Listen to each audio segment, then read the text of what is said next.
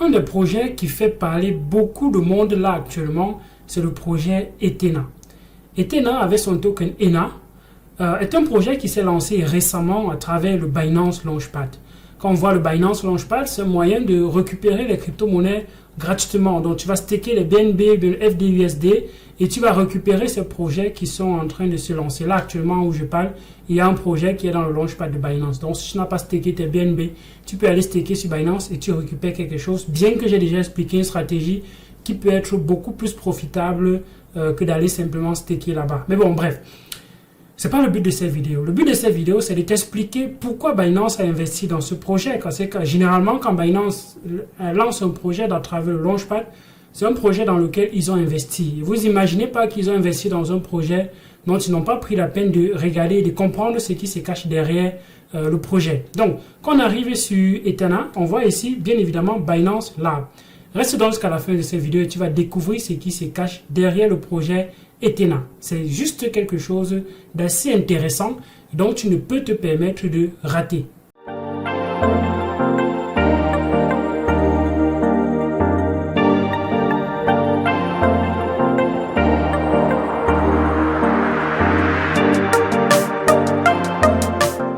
Donc on arrive directement sur le site de ethena.fi.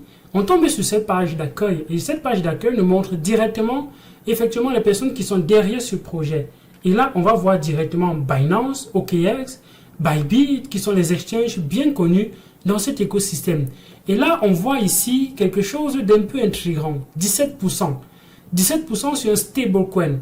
Et on te dit quelque chose qui est native, donc Synthetic Dollar in Internet Native Yield.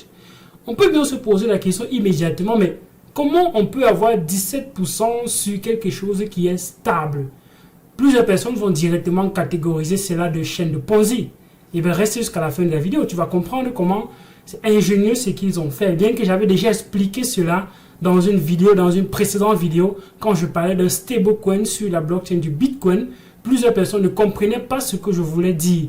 Dans cette vidéo, on va effectivement voir que c'est exactement ce mécanisme que Ethena a appliqué et ils vont créer donc un stablecoin avec ce mécanisme-là. Quelqu'un également a écrit cet article qui est très intéressant. Et donc, le sentiment qu'il a eu, c'est que, dès qu'il est arrivé, il a dit, oh shit, ça c'est effectivement une chaîne de Ponzi. Parce que si on voit, dès qu'on voit les taux d'intérêt comme ça, on peut directement penser à une chaîne de Ponzi. Et là, il va expliquer, il a essayé de comprendre le mécanisme et il va donc expliquer. Bien évidemment, je ne veux pas aller dans tous ces détails, mais ce que vous devez comprendre, c'est ceci. Voilà comment il fonctionne. On va déposer le S-Ethereum. Le S-Ethereum provient de Lido Finance. Lido Finance, qui est un protocole qui va permettre aux gens de bloquer leur Ethereum pour sécuriser la blockchain avec le Proof of Stake, donc en validant les transactions sur la blockchain Ethereum. Et on va lui donner un synthétique token de valeur 1 à 1. Donc, si tu bloques un Ethereum, on te donne un S-Ethereum. Donc, c'est de 1 à 1. OK? Et donc, ce S-Ethereum va avoir l'avantage de bénéficier des frais de cette transaction. Donc, quand on va valider la transaction, on va donner les revenus de cette activité aux personnes qui ont le S-Ethereum. OK? Et donc, qu'est-ce qui se passe? Les gens vont aller déposer ce S-Ethereum sur Etherfi. Et comme ils vont déposer ce S-Etherfi, S-Etherfi va déjà comme ça d'une certaine façon, parce qu'il a le S-Ethereum, ce sera lui qui va bénéficier des revenus qui vont être générés par Lido Finance. Donc, il va bénéficier déjà le staking qui vient là-bas. Et ce qui vient de là, de Lido Finance, c'est déjà 5%. OK? Donc, c'est déjà 5%. OK? Ça, c'est le premier bénéfice. Maintenant, ce qu'il va faire pour garantir que c'est quelque chose qui est plutôt safe, il va envoyer cela chez un custodian, un gestionnaire de portefeuille dépositaire. OK? Et the value of Ether is communicated to the various chains. Et la valeur maintenant de cet Ethereum est communiquée aux différents exchanges centralisés. Donc la valeur de ce qu'on a déposé est communiquée aux exchanges centralisés. Donc comme Binance, Bybit, ainsi de suite, ainsi de suite. OK? Et donc maintenant le protocole, quand tu vas vouloir venir minter l'Ethereum sur la plateforme, qu'est-ce qui va se passer? Le protocole va directement aller sur un exchange centralisé et shorter l'Ethereum. Donc dès qu'ils vont shorter l'Ethereum, vous imaginez que c'est encore une position future. Donc c'est un trade qu'ils sont en train de faire. Et on peut se poser la question, mais que se passe si le trade ne se passe pas bien? C'est là où tout l'enjeu en fait, c'est là où tout le problème se passe. C'est là où toute l'utilité de ce qu'on est en train de faire ici. Donc, the net result of this book is that the long of S Ethereum, donc le long, donc ils ont deux positions qui sont ouvertes en même temps. Parce que ils ne vont pas déposer la crypto-monnaie sur l'exchange pour shorter. Non, ils ne déposent pas la crypto-monnaie pour shorter. Ils vont avoir des rapports avec l'exchange et donc garantir qu'ils ont la liquidité dont ils prétendent avoir et les exchanges centralisés vont leur permettre de placer des ordres sur le marché. Et ils vont placer sur le perpetual. Le perpetual future, c'est quelque chose qui n'a pas de période fixe, c'est permanent, c'est perpétuel. Ce n'est pas comme sur une période sur un truc périodique. Non, c'est une période qui est perpétuelle. C'est perpétuel. OK? Donc, en faisant ça, ils auront donc le long parce qu'ils possèdent la crypto-monnaie. Et comme ils possèdent la crypto-monnaie, ils vont bénéficier des intérêts qui sont payés par les protocoles de staking et ainsi de suite. Donc, ils sont longs sur la crypto-monnaie. Et en même temps, ils vont shorter la crypto-monnaie. Vous voyez qu'ils ont deux positions ouvertes. Et ça crée donc ainsi une certaine neutralité. Neutralité dans quel sens? Dans le sens où la crypto-monnaie, si ça va en bas, ils sont en profit. Si ça va en profit, ils sont également en profit parce qu'ils sont en train de récupérer ce qui est en train d'aller en position longue. Donc, ils sont en profit dans les deux cas. Donc, voilà comment ils créent dans une position de neutralité. Et cette position de neutralité-là, c'est garanti derrière, effectivement, par le USDT que toi, tu possèdes. Et comme tu vas donc staker ce USDT, on va te donner les intérêts pour cela. Voilà effectivement le mécanisme, basiquement, de façon basique, le mécanisme qui a derrière Etherfi. Je ne vais pas entrer dans les détails pour vous expliquer effectivement comment ça fonctionne. Tu déposes Ethereum, tu mintes le USDT et directement, ils vont prendre Ethereum, ils envoient dans le custodial et ils vont shorter le marché effectivement comme je viens de t'expliquer tantôt. Donc, et ils ont fait une étude et ils se sont rendus compte de ceci. Ils se sont rendus compte du fait que quand tu déposes les crypto-monnaies, quand tu shortes le marché, après avoir fait ce qu'ils ont expliqué, donc après avoir fait ce qu'ils ont expliqué, ils ont expliqué ça ici, oui, donc voici effectivement ce qu'on peut voir. Ça, ce sont les revenus qu'on peut avoir. Donc ça, ce sont les revenus qu'on peut avoir généralement quand on va shorter le marché après une certaine période. Voilà les revenus. Donc les revenus peuvent aller autour de 5 à 10% en ayant shorté le marché. Et qu'est-ce qu'ils vont donc faire? Ils vont venir ici et ils vont dire, OK, il y a 5% qui vient de ton collatéral parce qu'on a déposé sur quelque chose qui est en long. Et il y a maintenant encore 5% qui vient de l'arbitrage qui provient des shorts. Donc, de cet arbitrage-là, généralement, ça peut être plus de 5%, mais ils ont estimé autour de 5%. Ils sont allés à une estimation de autour de 18% avec des études qui ont été menées sur le marché pendant une certaine période. OK? Et donc, ils ont dit, OK, on va donc estimer cela à 5%. Ça fait que automatiquement, le USDT que tu vas repartir avec, dans le stablecoin que tu vas repartir avec, a déjà deux intérêts qui viennent. L'intérêt qui vient du staking et l'intérêt qui vient du long. C'est pour ça que si tu te donnes 10%, c'est quelque chose qui est viable.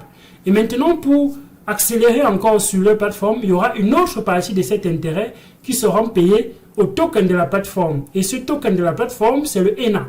Et ce ENA, bien évidemment, ça peut être utilisé pour pouvoir bénéficier de certains avantages dans leur écosystème.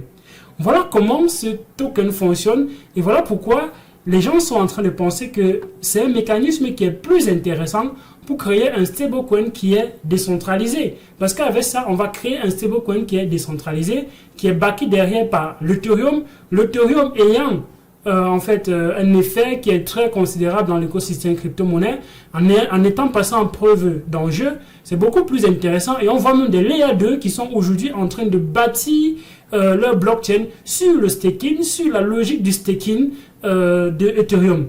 Et on voit des projets comme Babylon vouloir également créer des mécanismes pour permettre d'utiliser le Bitcoin pour staker sur la blockchain de Ethereum. Donc ça montre que les projets qui se construisent autour d'Ethereum sont en train de partir dans le même sens là, de bénéficier de cela pour apporter encore beaucoup plus aux utilisateurs aux utilisateurs, aux personnes qui ont comme ça de l'Ethereum.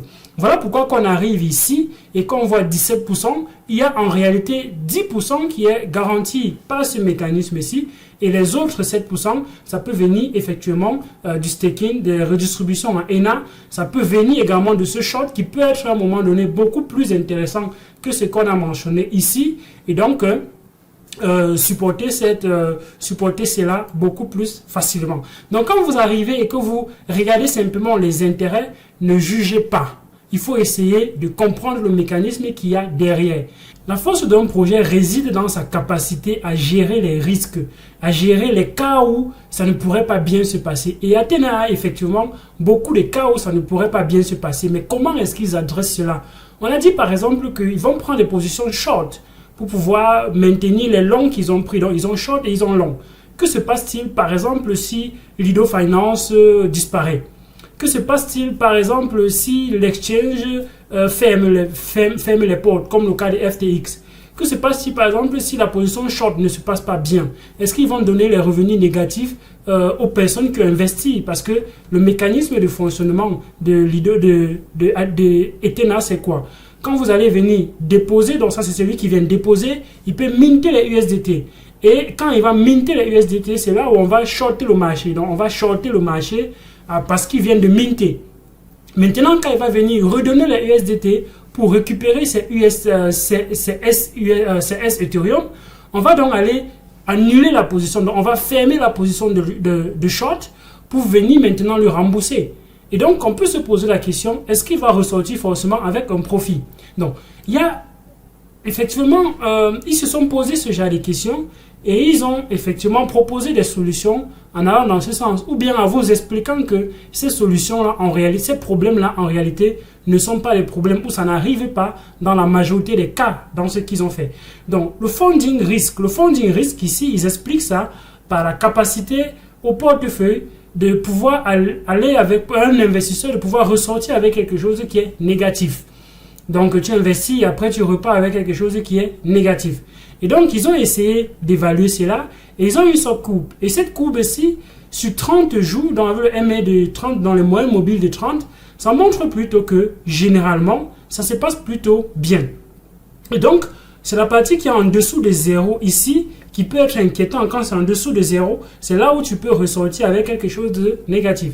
Mais quand on essaye de regarder ça, ça se passe plutôt beaucoup mieux. Et donc, la probabilité que cela arrive est quand même faible. Donc, ils expliquent effectivement ici comment ce genre de choses se passent. Bref, je ne vais pas aller tout en détail. Mais ils ont effectivement la réponse à cette question. Vous pouvez consulter les Gitbook pour voir comment est-ce qu'ils ont, en fait, ce qu'ils proposent pour résoudre ce problème. Mais effectivement, ils ont analysé ce problème. Deuxième, c'est le risque de liquidation. Quel est le risque qu'ils se fassent liquider? Parce qu'ils vont déposer certains collatérales sur la plateforme. Bien que c'est non custodial et qu'ils vont simplement signifier, mais s'ils clôt une position et que ça en pète, il faudrait bien évidemment qu'on remplisse, qu'on couvre cela. Donc, il y a un risque de liquidation. Quel est le risque? Ils expliquent ici qu'en réalité, on pense que c'est un risque, mais en réalité, ça ne l'est pas. Et quand ils ont essayé d'analyser, on voit généralement, c'est autour de 0. Donc, quel est le pourcentage, la probabilité que Ethereum se dépèque de Ethereum? C'est arrivé une fois, on était autour de, jusqu'à ça a créé la panique, quand les Celsius et les autres là, se sont fait liquider, les Triaro Capital, vous connaissez bien ces périodes-là. C'est à ce moment donné-là qu'il y a une dépèque entre l'Ethereum et le Ethereum. Donc, pour quelqu'un qui a shorté le Ethereum, il serait plutôt, c'est plutôt stable, c'est plutôt statique à ce niveau. Donc, si on regarde également le spread, c'est plutôt 0. Donc, c'est plutôt nul de façon générale. Donc, ils disent la probabilité que ce genre d'événement arrive est très faible. Non custodial, quelle est la probabilité que l'exchange, ou bien pas l'exchange, mais bon, quelle est la probabilité que l'exchange ferme, en fait? Quelle est la probabilité que celui qui détient leur crypto-monnaie fasse faillite et parte avec la crypto-monnaie? Ils ont également la réponse à cela et c'est très bien expliqué. Comment est-ce qu'ils comptent résoudre ce problème. Donc, ce n'est réellement pas un certain problème de leur point de vue. Donc, Quelle est maintenant la probabilité qu'un exchange ferme? La probabilité qu'un exchange ferme est également faible parce qu'ils ont choisi quand même les géants. Il y a Binance, il y a Bybit, il y a OKS, ainsi de suite. Donc, ils ont pris un certain nombre d'exchanges et ils n'ont pas mis tout dans un seul panier. Et en plus, la crypto-monnaie n'est pas directement envoyée sur l'exchange. Ce qui fait que, comme la crypto-monnaie n'est pas directement envoyée sur l'exchange, si l'exchange fait faillite, on va simplement liquider pour la position qu'ils ont pris et ça tient uniquement le custodial qui est, vous voyez très bien que ici, quand on regarde comment ça fonctionne ici au milieu, il y a un fournisseur de services non custodial au milieu et c'est lui qui va donc gérer la crypto-monnaie et c'est lui qui va aller déposer d'une certaine façon ce qu'il faut dans ces différents endroits là pour maintenir les positions. Ok? Donc, tout n'est pas à un seul endroit et la probabilité que tout se crash est d'une certaine façon faible. Bien qu'ils voient que cela peut arriver, ils ont quand même des mécanismes pour pouvoir anticiper et répondre à ce problème. Donc bien évidemment, il y a d'autres problèmes qu'ils ont expliqués, le collateral risk, le KO Lab report, ainsi de suite. Donc vous pouvez consulter ces différents risques-là, mais ça montre une seule chose, que le projet est conscient de ces risques et ils apportent donc une certaine confiance aux investisseurs. Ok, on est conscient de ce risque, voici comment on compte résoudre ce risque au cas où il survient. Et peut-être même vous pensez que c'est un risque, mais en réalité ce n'est pas un risque ou bien c'est plutôt un avantage. Si tu veux comprendre ces mécanismes et aller plus loin, tu peux nous suivre. On a parlé de ce projet déjà sur nos canaux privés.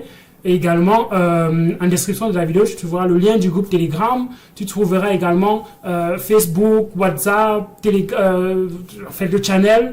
Et si tu veux aller plus loin, il y a des formations également en description de cette vidéo. Dis-moi ce que tu penses de ce projet. Moi, particulièrement, je pense que c'est un projet qui est intéressant, mais je ne l'achèterai pas maintenant parce que les intérêts, si ça fait une distribution de ENA qui est quand même intéressante, et les gens vont plutôt peut-être aller revendre et ça va encore peut-être chuter en attendant d'arriver à une certaine période où c'est beaucoup plus stable pour que les gens puissent maintenant accumuler pour le long terme.